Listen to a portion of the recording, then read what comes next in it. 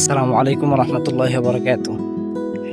আমি আজকে আপনাদেরকে নার্সারির গোলাপ গাছের কাছে গোলাপ গাছ দেখাবো কিছু। দেখেন এই যে গোলাপ গাছগুলো অনেক সুন্দর করে সাজিয়ে রাখা হয়েছে। এই যে অনেক সুন্দর করে সাজিয়ে রাখা হয়েছে।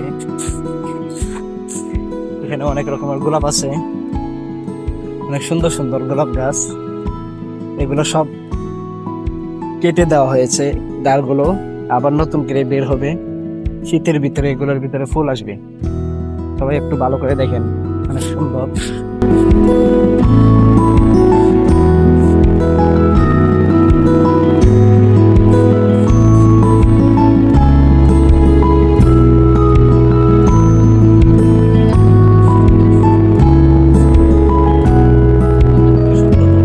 সাজিয়ে রাখা হয়েছে নতুন করে। এগুলো সব হচ্ছে গোলাপ গাছ।